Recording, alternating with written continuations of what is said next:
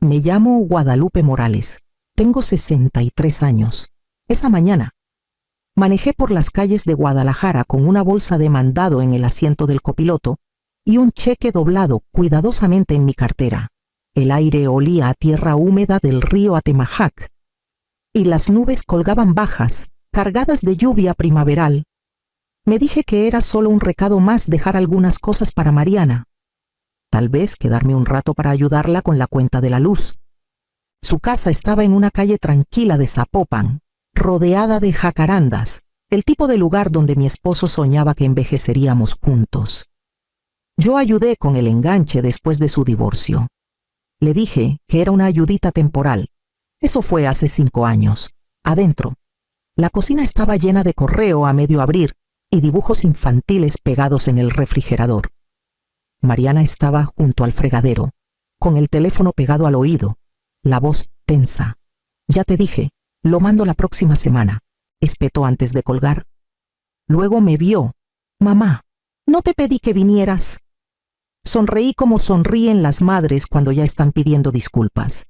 Solo pensé en traerte unas cosas: leche, pan, el café que te gusta. Puse la bolsa en la mesa y traje el cheque para... Te dije que yo me encargo, me interrumpió. Su tono me golpeó como bofetada. El aire entre nosotras cambió. Se volvió denso, frágil. Intenté mantener la calma. Cariño, es solo la cuenta de la luz. No quise. Cerró la puerta de un gabinete con fuerza. Siempre haces lo mismo. Piensas que no puedo con mi vida. No es lo que pienso, dije en voz baja. Pero las palabras sonaron pequeñas, casi quebradizas. Se giró, con los ojos encendidos de coraje.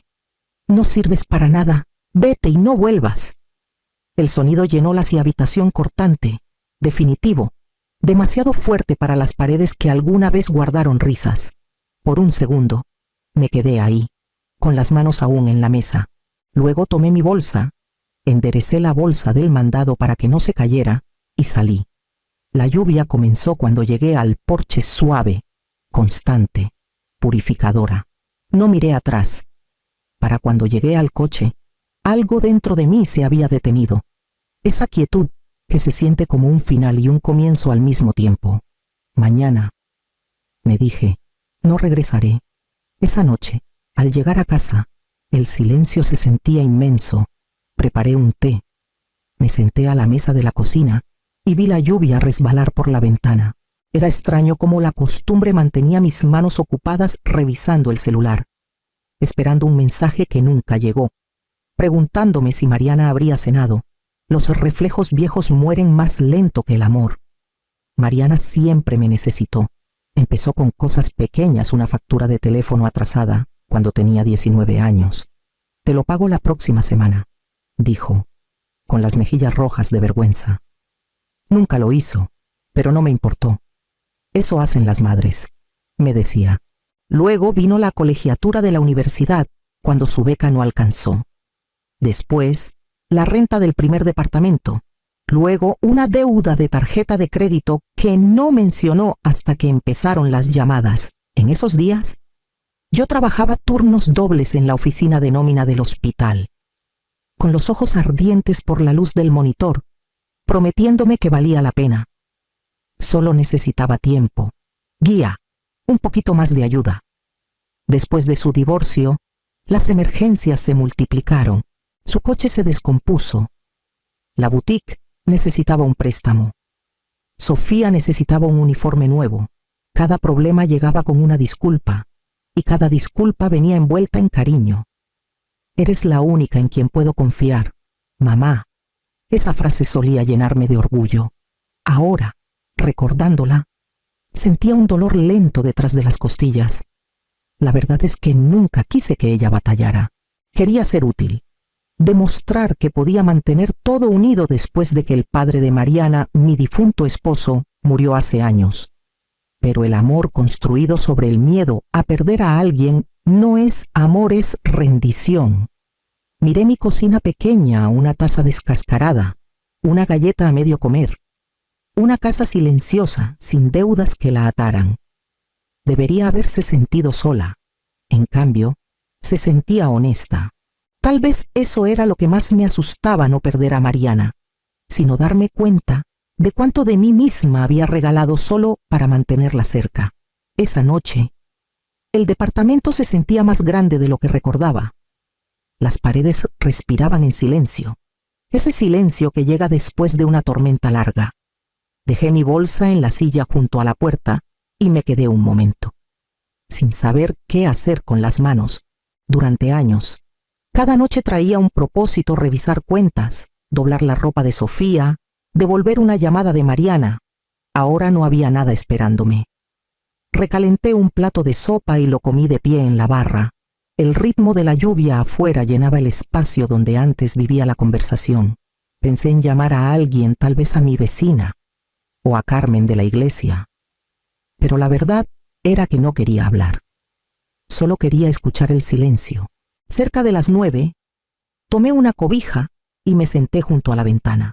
Desde ahí, podía ver el brillo tenue del río Atemajac a través de la niebla, las luces de la calle temblando sobre el pavimento mojado. Me recordó noches de hace mucho, cuando mi esposo y yo nos sentábamos en el porche a tomar café después de turnos largos, diciendo poco pero entendiéndolo todo. Una foto de Mariana de niña estaba en la mesa a mi lado. Tenía 5 años entonces, con mejillas llenas y ojos brillantes, sosteniendo una concha como si fuera un tesoro. Pasé el dedo por el borde del marco. En algún punto entre esa niña y la mujer que me dijo que me fuera, algo se rompió, y no podía decir cuándo pasó. El reloj marcaba suavemente. Terminé mi té y apagué las luces una por una. Al acostarme, el silencio me envolvió, no pesado, no cruel, solo desconocido. Por primera vez en décadas, no pertenecía a ninguna emergencia de nadie. Se sentía extraño. También se sentía como respirar. A la mañana siguiente, desperté antes del amanecer. El cielo fuera de la ventana aún era color ceniza, suave e incierto. Preparé café y me senté a la mesa de la cocina, la misma que compré de segunda mano al mudarme aquí. Mis manos descansaron en la taza por un buen rato antes de abrir el cajón donde guardaba los estados de cuenta viejos. Al principio, solo quería ordenarlos, liberar espacio, pero un sobre llevó a otro. Y pronto la mesa estaba cubierta: cheques, recibos, transferencias electrónicas, todos con el nombre de Mariana. Cada uno contaba una historia que había olvidado. El préstamo para el coche en 2016. El préstamo para la remodelación de la boutique en 2018. La colegiatura de la escuela privada, que solo sería temporal. Recordé cada llamada que vino antes de esos pagos, todas enmarcadas con las mismas palabras. Es solo por ahora, mamá. Abrí mi libreta y comencé a sumar. El total crecía con cada línea: 3,000 aquí, 500 allá. Cuando la suma quedó lista, el número me miró con una acusación silenciosa: 74,000 pesos. Me recargué en la silla, mirándolo. Nunca pensé en ese dinero como perdido. Cada pago se sentía como un acto de amor, un puente sobre la distancia entre nosotras. Pero verlo en papel, claro y sin piedad, me hizo entender que lo que construí no era un puente, era una correa, y yo misma la había puesto alrededor de mi cuello. La tetera silbó otra vez, aunque no recordaba haberla encendido. Serví más café, dejando que el vapor empañara la tinta en la página. El número no cambió. Se quedó ahí, firme e indiferente. Mientras algo dentro de mí comenzaba a soltarse, el amor no me había fallado. Solo había confundido el sacrificio con la conexión. Y los números, a diferencia de los recuerdos, no mienten. Pasó una semana antes de que llegara el primer mensaje.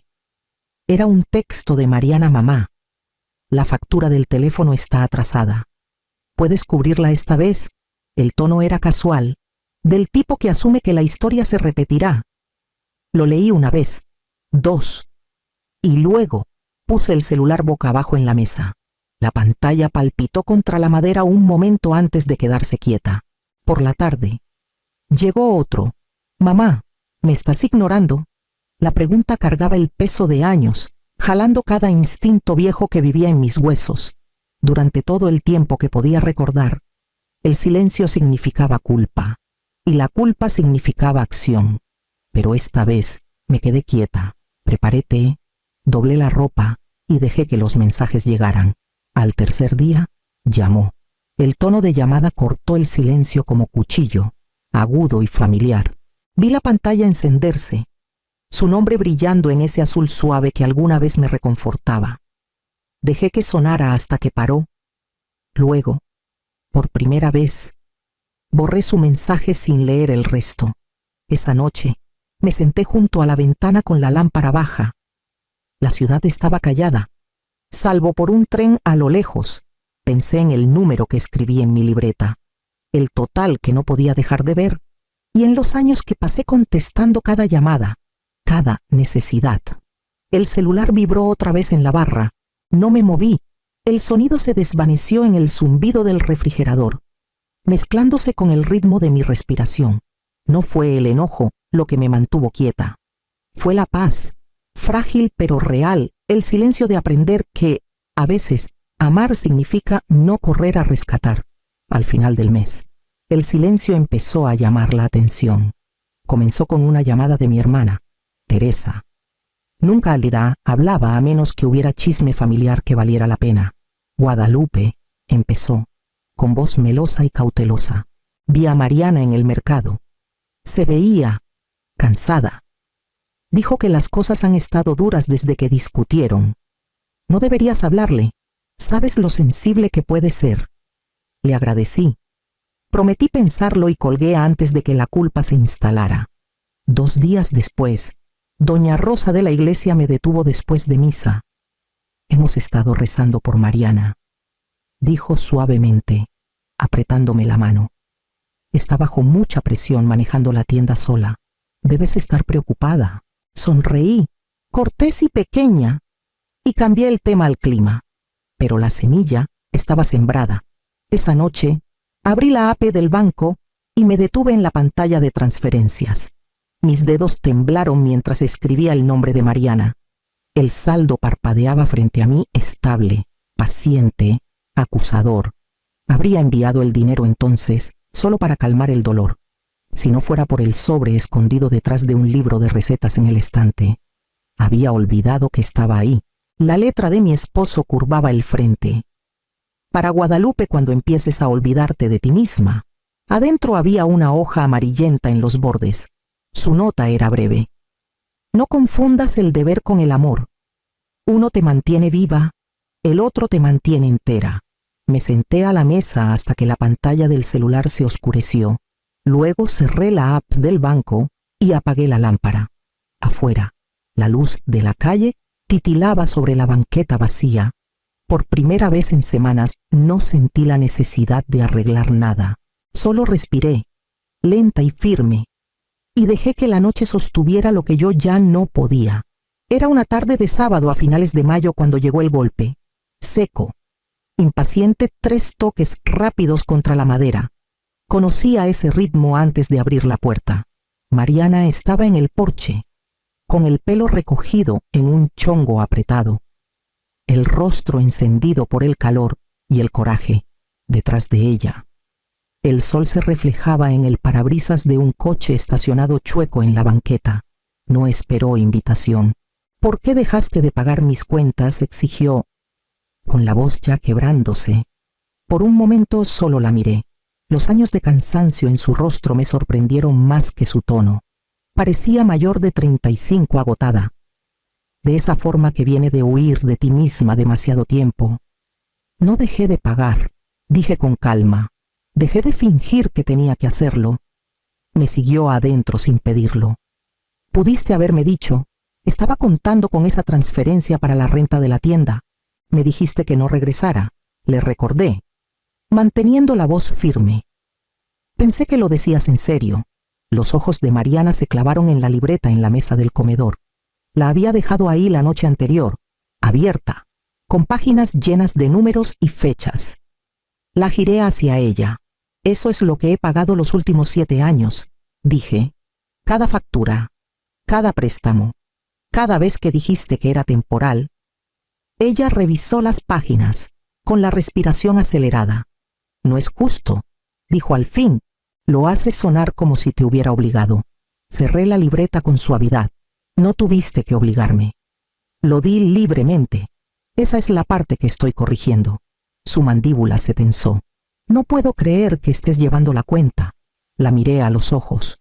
No la llevo. Estoy poniendo límites. Por un largo rato.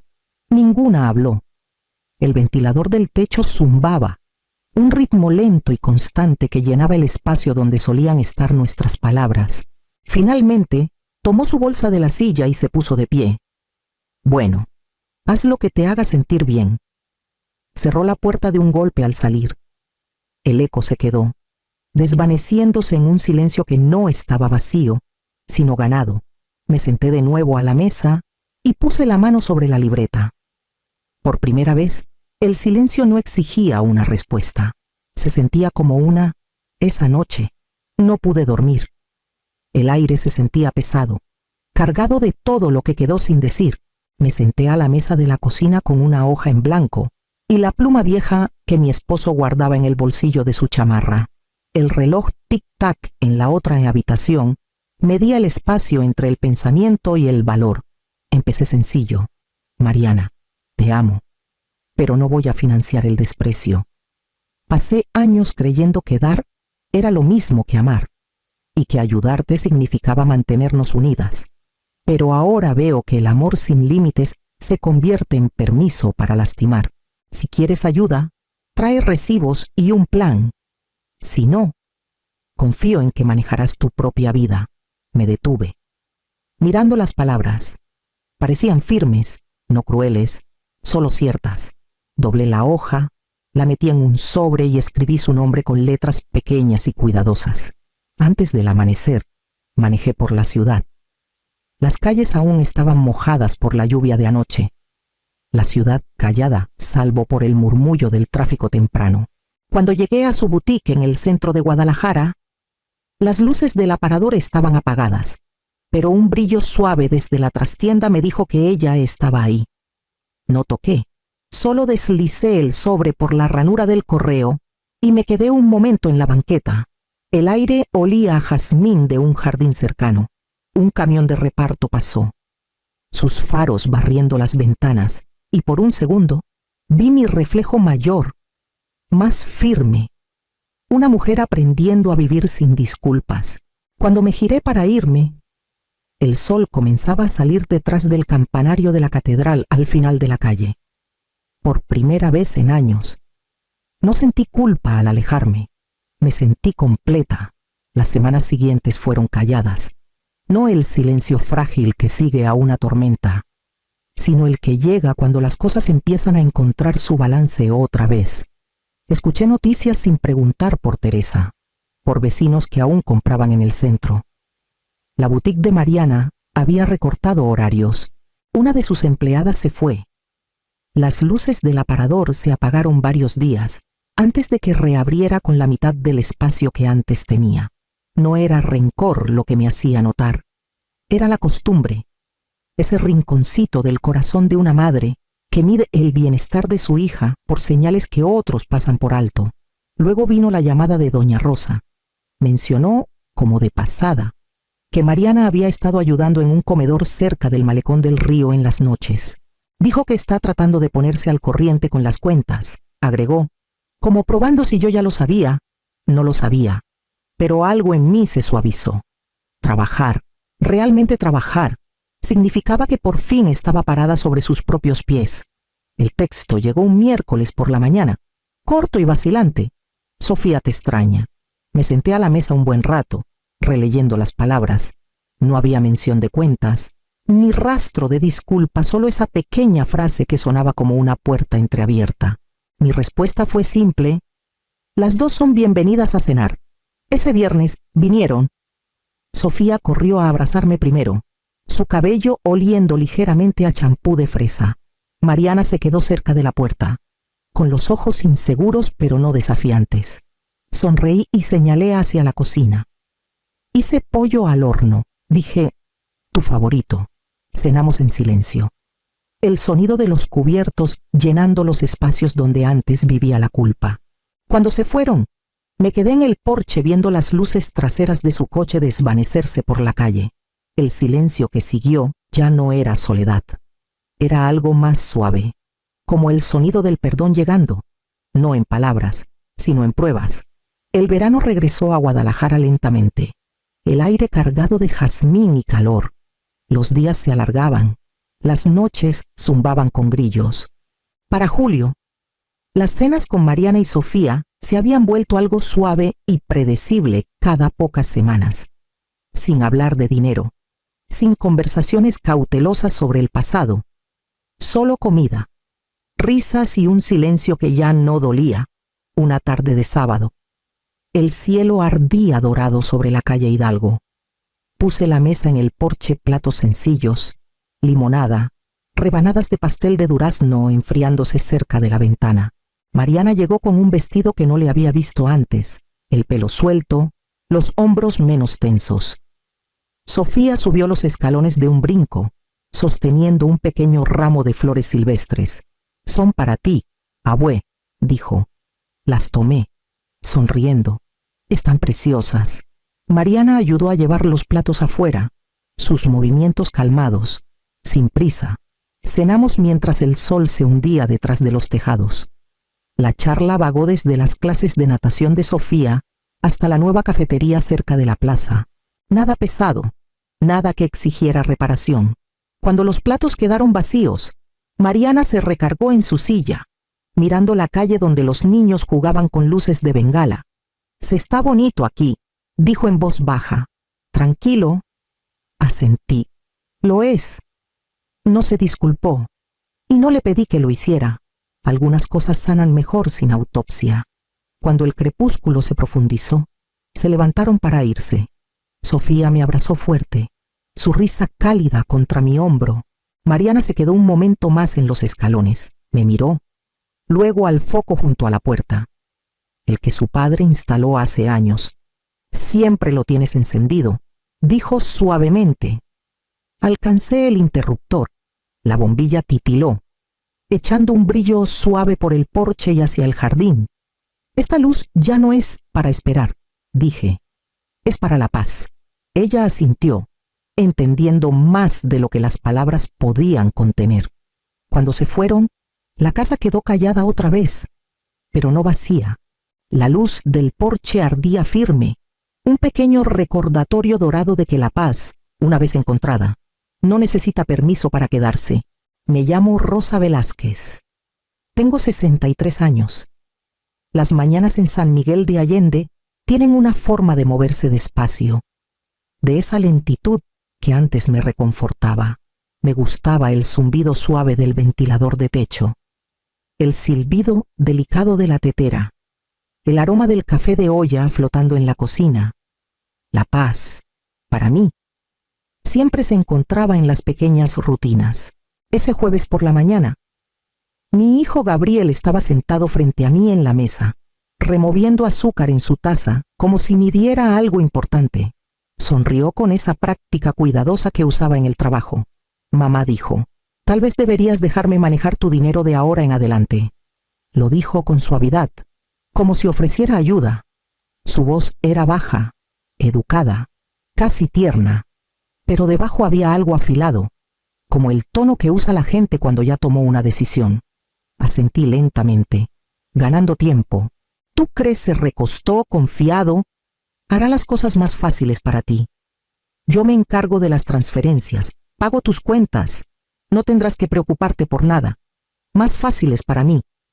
Observé cómo el sol se deslizaba por la correa de su reloj y me pregunté cuándo había comenzado a hablarme como cliente en lugar de como madre. «Confío en ti», dije al fin. Las palabras sabiendo extrañas en mi boca. Gabriel sonrió más ampliamente, satisfecho. Cuando se fue, la cocina se sintió más pesada, como si el aire mismo supiera que algo había cambiado. El café se había enfriado. Lo tiré por el fregadero y comencé a lavar las tazas, una por una. El viernes llegó cálido y pesado, con el aire cargado del olor a lluvia. Para las 6, el pollo asado estaba listo, la mesa puesta para 3. aunque no había decidido si me quedaría lo suficiente para comer. Escuché primero el coche de Gabriel, luego el rápido taconeo de los zapatos de su esposa en la entrada. Siempre entraban sin tocar, como si la casa aún les perteneciera de alguna manera. Cuando la puerta se abrió, el silencio llenó el espacio que antes ocupaban un sofá, una estantería y 40 años de mi vida. Mamá, dijo Gabriel, deteniéndose a medio paso. Su voz titubeó. ¿Dónde está todo? Los ojos de su esposa recorrieron la habitación. Vendiste los muebles, sequé las manos en un trapo y levanté la vista desde el fregadero. Necesitaba espacio, dije simplemente. ¿Espacio? El tono de Gabriel se quebró entre incredulidad e irritación. No puedes vender todo así nada más. ¿Qué se supone que hagamos? ¿Sentarnos en el suelo? Lo observé, tranquila como el reloj que marcaba el tiempo en la pared vacía. Se las arreglarán, parpadeó. Luego se puso rojo. Su esposa cruzó los brazos, murmurando algo sobre decisiones irracionales. No dije nada. Las palabras no eran necesarias. La habitación desnuda, resonante, despojada de comodidad, era la única respuesta que quería dar. La ira de Gabriel creció como una tormenta que no sabía cómo controlar. Estás actuando como loca, mamá. Lo miré a los ojos y vi, por primera vez, no preocupación sino posesión, la mirada de un hombre que se da cuenta de que el control se le escapa. Cuando se fueron, la casa volvió a quedarse en silencio. Me paré en el centro de la habitación vacía, el aire oliendo ligeramente a limón y lluvia. El vacío no me asustaba, se sentía limpio. La noche después del estallido de Gabriel, no pude dormir. Me senté en la mesa de la cocina, mirando mi reflejo tenue en la ventana oscura. La casa, ahora medio vacía, parecía respirar más fácil sin el desorden, aunque el silencio dejaba demasiado espacio para los recuerdos. Tenía 31 años cuando enterré a mi esposo. Los doctores hablaron de insuficiencia cardíaca, pero para mí fue como si el mundo hubiera dejado de prestar atención. Gabriel tenía 5 años entonces, lo bastante pequeño como para trepar a mi regazo y susurrar que todo estaría bien. Recuerdo haber asentido, aunque no lo creía. Primero llegaron las cuentas electricidad, hipoteca, gastos del hospital, y aprendí a equilibrarlas como piedras en mis manos. Trabajaba mañanas en una oficina municipal, noches llevando los libros de una panadería que pagaba más con pan sobrante que con dinero. Aprendí a estirar una sopa para 3 cenas, a coser botones en un uniforme escolar en lugar de comprar uno nuevo. Gabriel nunca vio el cansancio, lo mantuve oculto, como hacen las madres. Creció con ropa limpia, nunca se perdió un viaje escolar, nunca notó las luces que a veces dejaba apagadas para ahorrar en la cuenta. Cuando entró a la universidad, pedí un pequeño préstamo para cubrir lo que las becas no alcanzaban. Me dijo que yo era la persona más fuerte que conocía. Llevé esas palabras como medalla, incluso cuando el peso casi me rompía. En ese entonces, su orgullo era mi recompensa. Me decía que valía la pena cada noche sin dormir, cada vestido de segunda mano, cada vacación cancelada. Quería que él creyera que la vida podía ser amable, y por mucho tiempo pensé que lo había logrado. Pero en algún punto entre la gratitud y la comodidad, algo cambió. El niño que alguna vez me traía flores silvestres del patio comenzó a medir el amor por lo que yo podía dar. Tal vez le enseñé que el dar nunca termina. Tal vez olvidé enseñarle lo que cuesta. El reloj del pasillo marcaba suavemente, constante como la respiración. Afuera, la lluvia comenzó a caer contra las ventanas, lenta y rítmica. Junté las manos y cerré los ojos. En algún lugar profundo, bajo años de resistencia silenciosa, una pregunta comenzó a tomar forma. Una que nunca me había atrevido a hacer. Los viernes solían significar algo. Cuando Gabriel comenzó a visitarme después de mudarse, pasaba toda la mañana preparándome asando pollo, poniendo la mesa, comprando el vino que le gustaba. Pensaba que era nuestra forma de mantener la familia cerca, de preservar lo que el tiempo y la distancia suelen quitar. Pero con los años, las visitas se volvieron rutina, mecánicas, a las 6 en punto, el sonido de su coche en la entrada, luego la puerta abriéndose sin tocar. Su esposa entraba primero, con un perfume fuerte y una sonrisa educada, fija. Gabriel la seguía, teléfono en mano, desplazando la pantalla incluso mientras decía hola. Nunca traían nada, ni flores, ni una botella de vino, ni siquiera un pan. Me decía que estaban ocupados, que venir ya era una forma de amor. Nos sentábamos a cenar, y yo escuchaba mientras hablaban de ascensos, remodelaciones de casas, viajes, asentía, rellenaba sus vasos, reía en los momentos justos. Cuando los platos estaban limpios, me agradecían, se levantaban y se iban antes de que el café terminara de colarse. Así pasó durante años, 3 cenas al mes, docenas de comidas, cientos de palabras educadas que no decían nada real. Al principio no noté el silencio después de que se iban. Estaba demasiado cansada, demasiado agradecida por la compañía, aunque fuera superficial. Mi cumpleaños 60 llegó en una tarde gris de febrero. No esperaba mucho, solo una visita, tal vez un pastel pequeño. Gabriel llegó 2 horas tarde, sin regalo, sin tarjeta. Me abrazó con un solo brazo, distraído. Dijo que había tráfico. Comimos el pastel que yo misma compré. Se quedó 20 minutos. Cuando la puerta se cerró, me senté en la mesa, mirando las migajas. El aire se sentía frío, incluso con la calefacción encendida. Tomé mi tenedor y comí lo que quedaba glaseado seco. Silencio y el último sabor de una ilusión. Esa noche, entendí la verdad que había evadido. No me estaban queriendo, me estaban usando. Gabriel llegó un lunes por la tarde, sin avisar pero con aire de espera, cargando una carpeta de cuero delgada bajo el brazo. Su sonrisa era de esas que usa la gente cuando cree que está a punto de ser alabada. Mamá dijo, colocando la carpeta en la mesa de la cocina, preparé unos papeles, nada complicado, solo autorizaciones para hacerte las cosas más fáciles, pagar cuentas, manejar transferencias, ese tipo de cosas. Su tono era casual, pero ensayado. Podía notar que lo había practicado lo bastante gentil para sonar cariñoso, lo bastante firme para no dejar espacio a discusión. Me sequé las manos en un trapo y me senté. Abrió la carpeta, extendiendo 3 páginas impresas con pulcritud.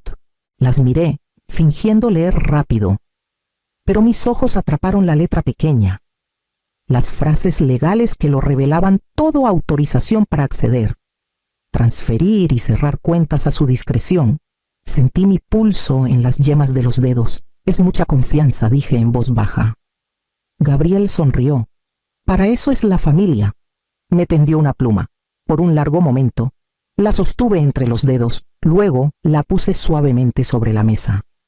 Los leeré bien esta noche, dije. Dudó. Solo un destello de irritación cruzó su rostro antes de que lo disimulara. Claro, es solo una formalidad, mamá. Cuando se fue, la cocina volvió a quedarse en silencio. El sol tardío proyectaba líneas pálidas sobre los papeles, como barrotes de luz. Los puse en el centro de la mesa, intactos. No los rompí, no los firmé, solo los miré, hasta que las sombras se alargaron y el cielo se oscureció. Esa noche me quedé despierta. La carpeta aún en la encimera, brillando débilmente bajo la luz de la lámpara. Fuera lo que fuera esto, había comenzado. Y esta vez no sería yo la que perdería. El lunes por la mañana llegó gris y sin viento, de esas mañanas que hacen que el mundo se sienta en pausa. Me vestí con cuidado jeans, un cardigan, los zapatos buenos, y caminé las 5 cuadras hasta el Banorte. La cajera, una joven con rizos suaves y una sonrisa cansada, me saludó como siempre. Buenos días, señora Velázquez. ¿En qué la ayudo hoy? Quiero ver las transacciones de los últimos 6 meses, dije. Mi voz salió firme, aunque mis manos temblaban ligeramente contra el mostrador. Asintió y imprimió varias hojas, el papel tibio cuando me lo entregó. Me hice a un lado. Me senté en la pequeña sala de espera y comencé a leer, línea por línea.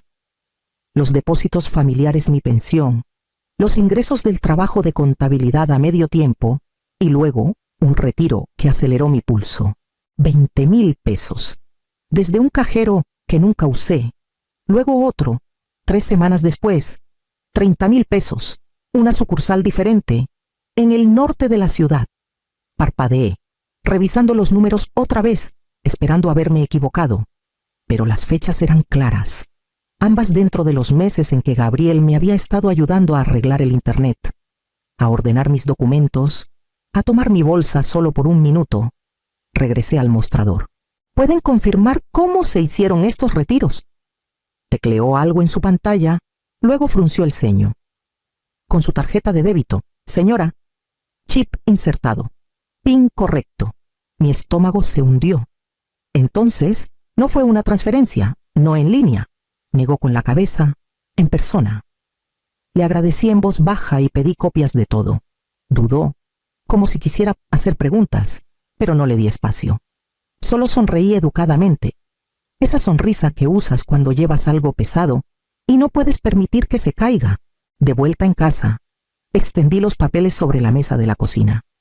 Los números me miraban como pequeñas confesiones: fecha, hora, cantidad, prueba. La casa estaba en silencio, salvo por el tic-tac del reloj sobre el fregadero. Por años, pensé que el dolor venía de la pérdida de personas, de tiempo, de esperanza. Pero esto era diferente. Esto era traición. Y la traición tenía un sabor más frío. Reuní los papeles en una pila ordenada. Los alicé con la mano y los dejé allí, junto a la carpeta intacta que Gabriel había traído. El aire en la habitación se sentía más delgado, más afilado. Algo dentro de mí se había roto, pero en esa ruptura, algo más comenzaba a endurecerse. A la mañana siguiente, tomé la pila de papeles de la mesa de la cocina, los metí en una carpeta de manila y caminé hasta la parada de autobús. El trayecto al centro fue tranquilo. Solo el zumbido del motor y el suave vaivén del tráfico por las calles angostas de San Miguel de Allende.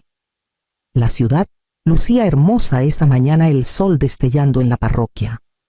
Los turistas paseando con cámaras, pero nada de eso me alcanzaba. Una placa de latón fuera del edificio de ladrillo decía Morales y Asociados, abogados. Dudé antes de empujar la puerta. Adentro, el aire olía ligeramente a cuero y polvo. Una secretaria me llevó a una pequeña oficina forrada de libros. El señor Morales se levantó cuando entré. Era un hombre de unos 60 y tantos, alto, con cabello plateado y ojos amables que no se apresuraban a juzgar. Señora Velázquez, dijo, ofreciéndome un asiento, cuénteme todo. Y lo hice, sobre el dinero desaparecido, los retiros, los papeles que Gabriel quería que firmara. Mi voz tembló al principio, luego se estabilizó. Cuando terminé, se recostó, juntó las manos y dijo en voz baja, «Esto no es confusión, señora Velázquez, esto es fraude financiero».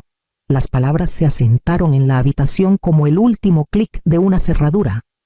Exhalé lentamente. Nadie lo había nombrado antes.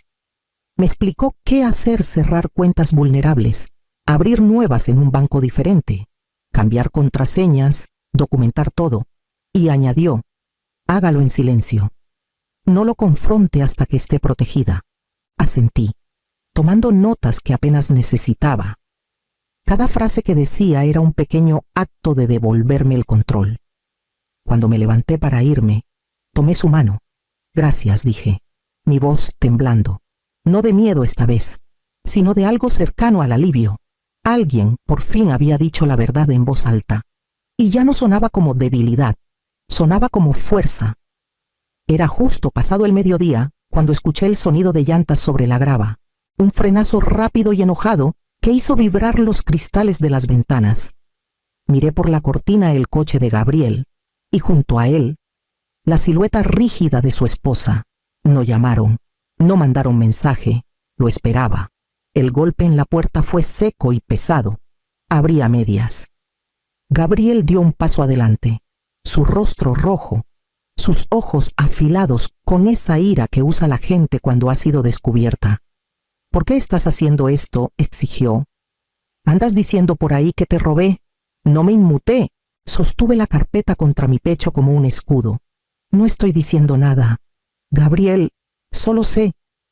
Su esposa cruzó los brazos, su voz tensa y fría. Otra vez está imaginando cosas. Esto pasa cuando la gente de tu edad empieza a... No estoy confundida, interrumpí suavemente. Luego abrí la carpeta y la puse en la mesa pequeña junto a la puerta. Los retiros, las cuentas de crédito, las facturas de servicios a mi nombre en tu dirección. Gabriel se quedó inmóvil. Su expresión cambió: shock, negación. Luego algo más oscuro. Fuiste a hurgar en mi vida, espetó. No tienes idea de cómo funcionan las finanzas. Mamá, te estaba ayudando. Solo estás paranoica. Lo miré a los ojos, tranquila y firme. No, Gabriel, he estado callada. No es lo mismo. Las palabras quedaron suspendidas, claras y cortantes. Por primera vez, no supo qué responder. Su esposa lo tomó del brazo, susurrando algo que no escuché, pero su orgullo ya estaba herido. Se dio la vuelta, con la mandíbula apretada, los ojos llenos de furia. Te vas a arrepentir, dijo. Estás destruyendo a tu propia familia. Salió furioso, la puerta temblando al cerrarse tras él. El coche rugió al alejarse, dejando solo el leve olor a escape en el aire quieto de la tarde. Me quedé allí un largo momento, con la mano en la perilla, sintiendo el eco de sus palabras desvanecerse en el silencio. Luego cerré con llave. La casa era mía otra vez, no en papeles, sino en paz. La carpeta quedó abierta en la mesa. Las pruebas ordenadas cuidadosamente dentro. La tomé y la guardé en el cajón junto a mi silla. Mi pulso estaba estable. Mis manos no temblaban. Por primera vez en años, no le tenía miedo a mi hijo. A la mañana siguiente de la visita de Gabriel, regresé a la oficina del señor Morales con un cuaderno y una calma que no había sentido en meses. La decisión ya estaba tomada. Solo necesitaba ponerla en marcha. Revisó los papeles que traje. Luego sonrió ligeramente. Ya hiciste la mitad del trabajo, dijo. Ahora asegurémonos de que cuente. Empezamos con las cuentas bancarias. Juntos, cerramos todo lo ligado a mi antigua dirección y abrimos nuevas en una pequeña sucursal privada al otro lado de la ciudad. De esas que aún requieren verificación cara a cara. Mis depósitos de pensión fueron redirigidos, mis ahorros asegurados, mis contraseñas reemplazadas por otras que nunca escribí. Cada formulario que firmaba era como abrir una puerta que había estado cerrada desde adentro. Luego vinieron los reportes. Morales me ayudó a presentar la documentación de fraude, adjuntando copias de cada retiro y tarjeta no autorizada. No era venganza, era registro, simple y legal. Antes de irme, me preguntó si había pensado en mi herencia. Lo había hecho. Esa noche, sentada en la misma mesa de la cocina donde todo comenzó, reescribí mi testamento. Gabriel ya no era el único heredero. El nuevo beneficiario era una fundación para mujeres en el centro, un grupo que ofrecía programas de educación financiera para madres solteras. La idea me hizo sonreír.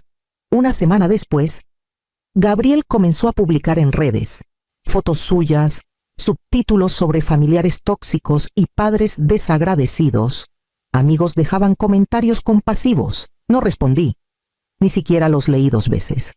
Pasaron 2 semanas más antes de que el silencio se rompiera de nuevo, pero esta vez no fue por él. Recibí una llamada del señor Morales.